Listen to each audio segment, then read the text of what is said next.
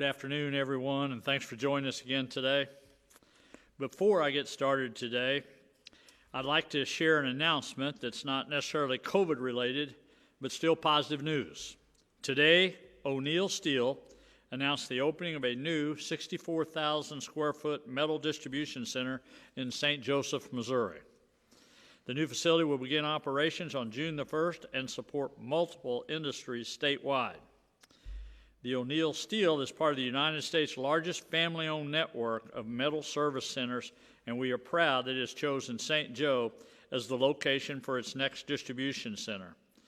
This announcement shows that even in the midst of COVID-19, there are still good things happening, and Missouri is still a top location for businesses. I might just want to say, back in January when things were going so well before the COVID-19, as you've seen in the year before that, we were having tremendous success recruiting companies to our state. New businesses were coming here. Jobs were expanding. There's no reason we can't pick up right where we left off once we get through this COVID-19, once we get the economy going. And I think the good news is about O'Neill Steel Company is with you look at Nucor Steel, who just started operations not too long ago, after they're completed. It's good that the steel manufacturers of this country are looking at Missouri and giving us opportunities. So that's great news for us to be able to share that with you today. And with that, let me move on to some COVID updates for today. Yesterday, I talked the importance of COVID-19 testing to Missourians' economic recovery and our goal of testing 7,500 people per day. I cannot stress enough how important this is for us to move forward. Testing and the economic recovery will go hand in hand. You cannot have one without the other, which is why we are working to rapidly increase our daily testing numbers. The more people we test, the quicker we can identify and isolate positive patients, and the more confidence we can give Missourians to re-engage in the economy. We have had several meetings this week to develop a strategy to reach 7,500 tests per day, and we will share more about that tomorrow. I think, as I mentioned yesterday, one of the areas we are going to target, an extreme amount of time is going to put it on the nursing homes across our state, because we know that is the place that we have concerns with that area, along other, quote, what we would call hot spots throughout the state of Missouri that we're going to start really isolating and doing more tests every day. But that will be one that we really want to get onto in a pretty quick fashion. I know Dr. Williams is here today. He's going to talk more about that when he comes up here shortly.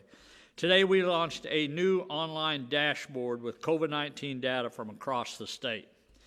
I know there have been some concerns over data reporting and delays, and I just want to point out how important it is for us to make sure this data is accurate.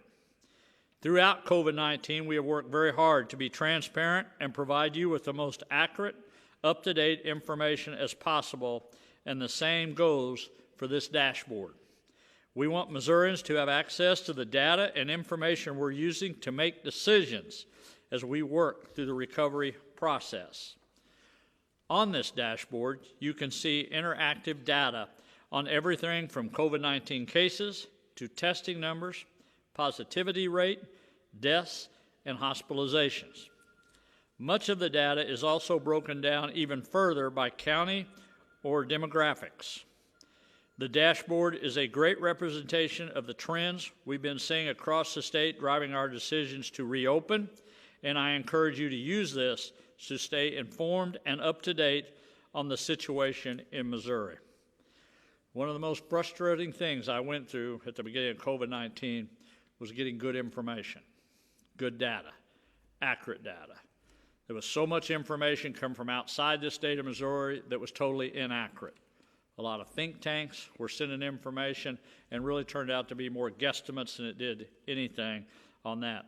So one of the things that I realized early on, we had to be able to do our own data.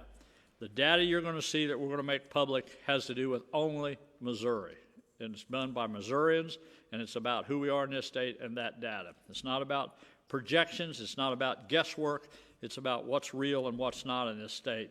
And we were very fortunate to be able to put that together and to be able to utilize as we move forward for other situations that we may encounter in the days to come.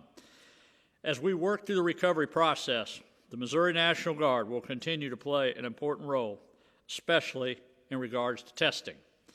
Today, Adjutant General Compton is here to give an update, and I just want to say this. As a veteran, the one thing I do know as governor is to have the National Guard at your disposal to wherever you can send them, whatever you need to do. There's never no doubt in my mind about the Missouri National Guard, what it can do. And the one thing I do know, they are mission-driven, and when you tell them to charge the hill, they're going to charge the hill. And right now, General Compton and his troops have been given the instructions, charge the hill. And at the top of the hill is testing. And we're going to make sure that we put all the resources we have in the state to do this testing. So General Compton's here today to give us a little update on what he'll be doing on the testing side. General? Thank you, Governor.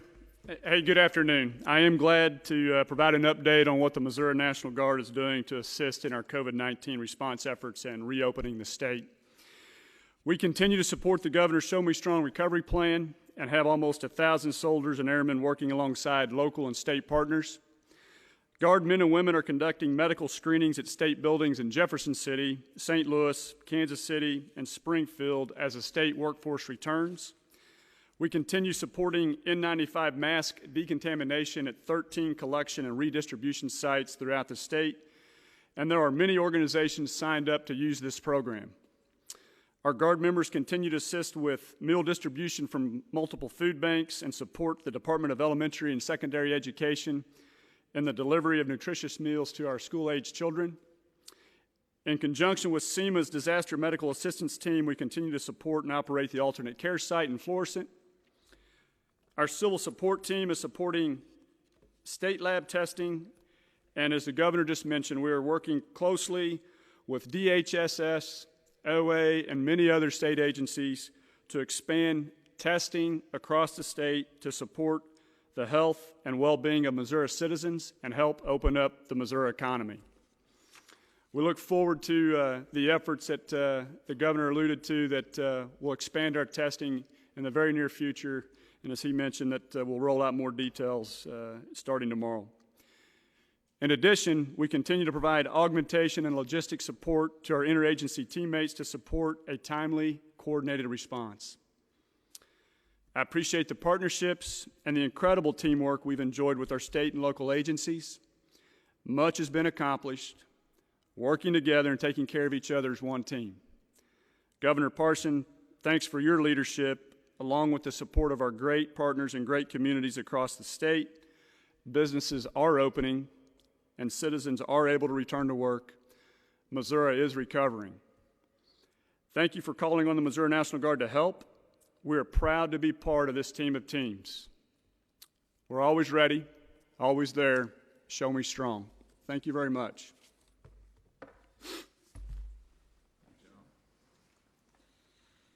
Thank you, General. I don't think you need to say any more closing on what he just said on that. I just appreciate General Compton and more important, just how blessed we are in this state to have the men and women that wear the uniform and what they represent, because nobody represents the values of the military more than the people that reside in this state. I also would like to say that COVID-19 has taken a toll on Missourians in many ways, not just physically, but also mentally for many people. As I've said many times, mental health is just as important as physical health, especially during difficult times like these. While we might not all be affected in the same way, this crisis has affected everyone, and we must remember to personally take care of ourselves physically and mentally. Today, Director Stringer's here with us to give an update on what his department's doing, but I want to say to the director and the employees at the mental health department for what they did during this time. You know, a lot of state employees, some state employees had the opportunity to stay home and be able to work from home, and we made that situation where they could do that. But there was hundreds upon hundreds of thousands of state employees in the mental health side of it that had to come to work every day and take care of people that couldn't take care of themselves, and had to put their fears aside during this whole time and still maintain to go to work and take care of people that need to be taken care of. And a lot of times it seems like those kind of people that I'm talking about is a little bit out of sight, out of mind for a lot of people. But it wasn't for those employees, because they stayed with it every day, day in, and they never missed a shift, they never missed a time, and they provided those services. So, Dr. Stringer, I want to thank you. I want to thank your department for for what actions you took during this time. Dr. Stringer?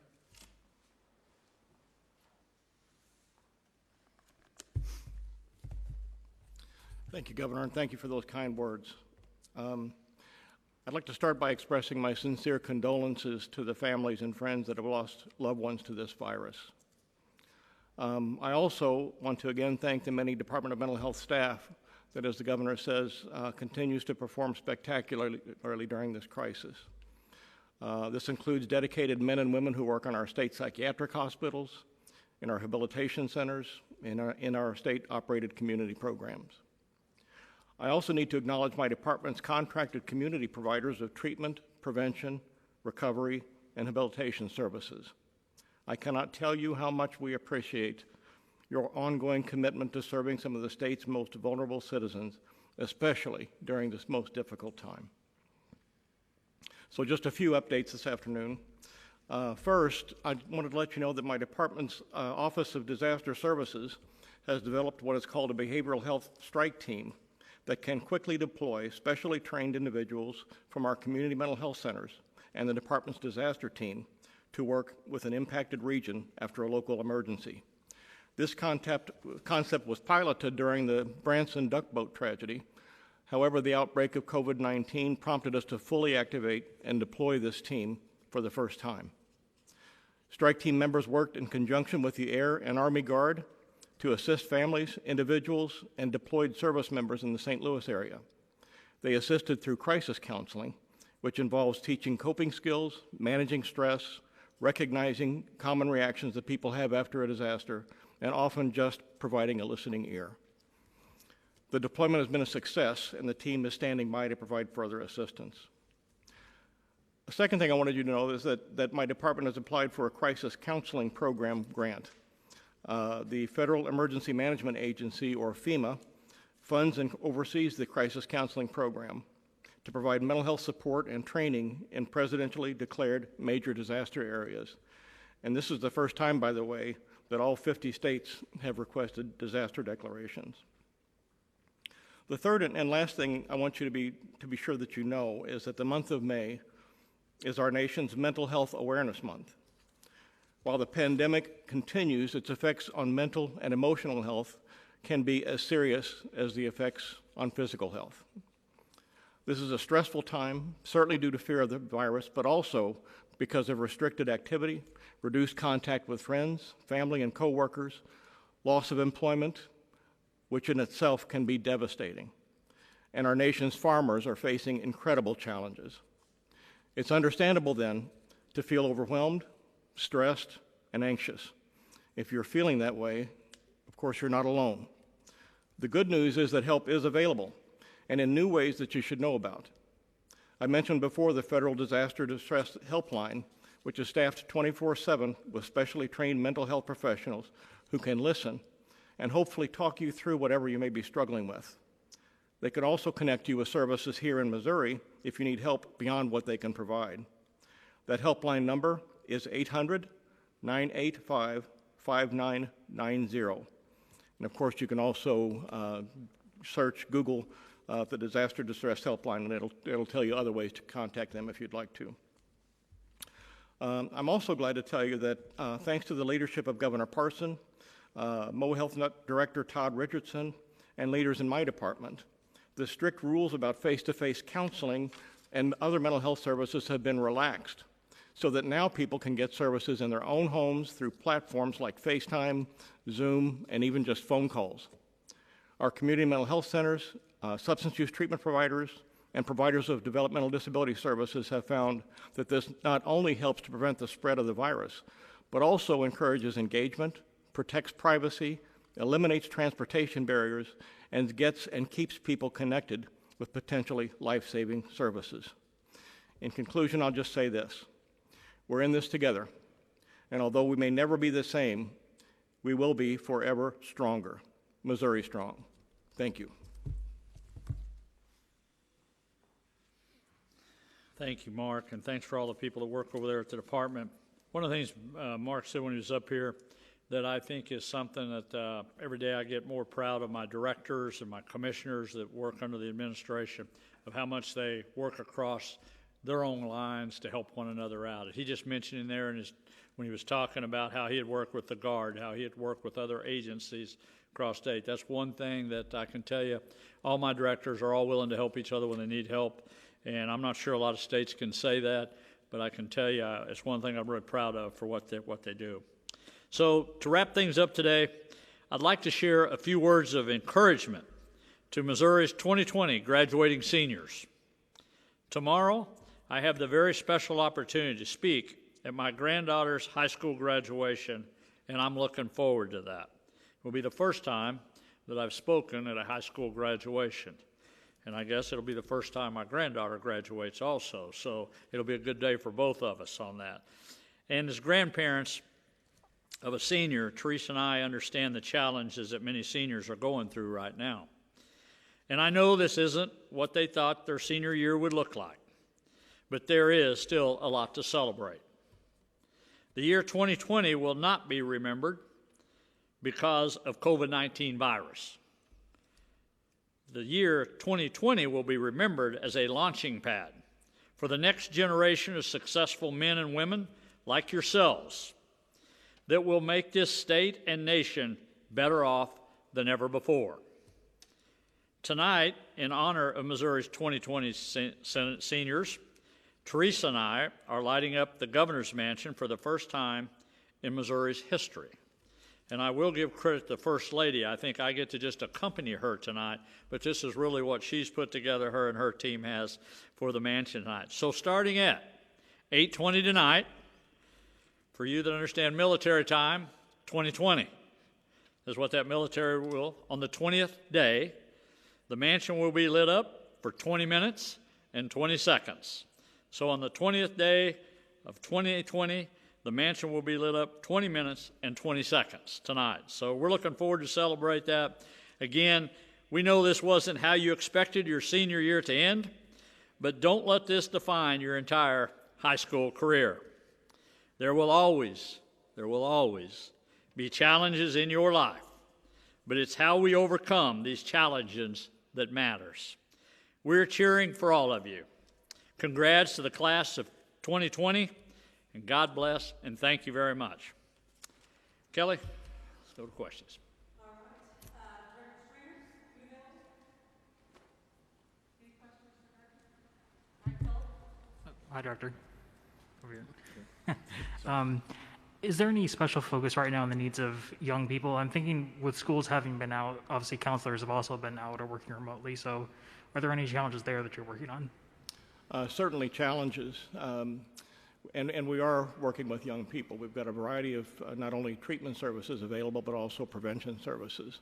And prevention services that are designed for schools that we are adapting to the current situation. So absolutely keen interest in serving kids, and we'll continue to do that.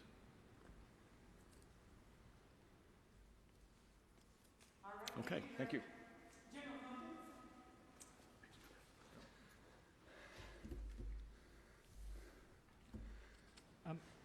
General, do you see the food distribution being expanded at all, maybe to more schools over the summer? Yeah, it's a good question. Currently, we think we're about where we're going to be. I would suspect the demand, we're very hopeful, frankly, that the demand will reduce as our times get better in the coming weeks. But we'll always be ready with the need. And to expand testing, how many more soldiers and airmen do you think would be needed to do that? Yeah, well, we're fortunate. I think I briefed earlier, we have 1,000 on orders right now, and we're able to adjust our work effort across our lines of effort. So I don't know that we'll actually need to bring on that many more, if any, to complete the testing.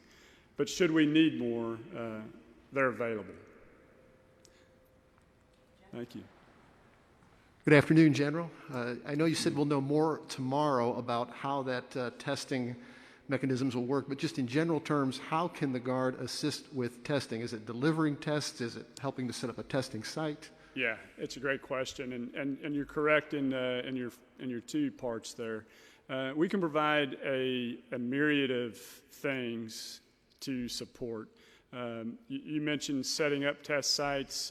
We can actually support with the testing with some, in conjunction with medical support with the local agency.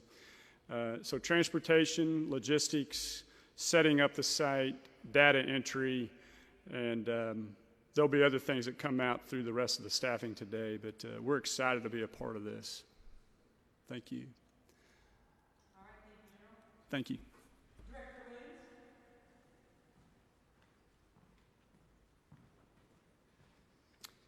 Let me give you a quick update on some things that I discussed with you earlier. We finished the testing at Affinia up in North St. Louis, and those zip codes were specifically picked because of the morbidity and mortality, sadly, we'd seen come out of there.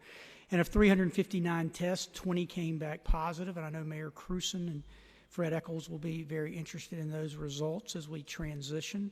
About 15 are still pending, and some were inconclusive. And another number that we're very excited about is about half an hour ago, we got 2,040 more vials of remdesivir, and we will ship that out in the next 18 hours as soon as we get the word from the hospitals that need it and patients. And you heard the governor discuss the patient who was pregnant, who that very much changed her course, her clinicians felt. And so we're incredibly excited. That's our third course, and we got that a day ahead of time. So we will get that out today, and I think people have nationally recognized how quickly we've done that. And then the last number I'll give you is 9,254. That's the number of residents that live in the 50 nursing homes that have had one patient or one staff member in the last 14 days test positive. And we are actively going in and doing our boxed-in strategy for those 9,254 people as we speak. You know, the governor said we couldn't do that, to use a military term, a force multiplier. Not only do we work well together in the cabinets, but we make each other better. And I know the other cabinet directors make me better. And so we're incredibly thankful for that. So I just wanted to give you that follow-up to things that we've been talking about. Any questions for Dr. Williams? Great, thank you. Thank you. Just one follow-up, what somebody asked the general, I mean, how many troops he was going to have or how many he was going to deploy. I'm going to help him with that a little bit too, whatever we need. That's what we're going to deploy to meet those goals of that. So all the agencies know that pretty well, that the task is to go out, get the mission. We know what the mission is, and now it's time to execute the mission. So on that. So I'll be glad to take a few questions, or if I'll be glad to finish this up too. Won't matter either way to me on that. Good afternoon, Governor. I don't know if you had a chance to see about the Missouri Chamber calling for a special session to address some concerns they have about the possibility of some of their members being sued as a result of COVID-19 related cases, what your thoughts were about that. Yeah, well, you know, there's as we see other states and other things popping up on the legal challenge, it's quite apparent we're going to have to deal with the legal challenge that's going on with COVID-19. Look, whatever we need to do is calling the legislators back, but it won't be for one individual thing. If I call them back, we'll have some things in place that we need to do. There's still some issues that are very important to the state that need to be addressed, but we're going to be entered. We're not going to let attorneys go out here and sue everybody because they was doing their jobs of COVID-19. So whatever it takes to kind of even that playing field, we'll plan on doing it in Missouri. You mentioned yesterday you were meeting today with colleges, universities. How did that conversation go? Were they receptive to what you had to say? Yeah, I met, we actually were online with most of the university and community college presidents this morning. We talked to, I think, a little over 500 superintendents across the state to pretty well tell them what to expect, what things look like in numbers right now. What we really told them that between now and July the 1st, there'll be more withholds coming up in the next probably week to 10 days to finish out 2020. But we're still looking at a hole of about 500 million to 700 million starting out July 1. So depending on what again, whatever comes down, if there's more portions of the CARE Act that comes down or whatever comes down, but right now we got to be prepared moving forward that we can meet that demand. And I wanted to make sure the superintendents across the state and the college and the universities know that we're going to have to kind of buckle down here a little bit for a while to get by, and if there's no other help coming. All right, thanks everybody for being here today. Thank you.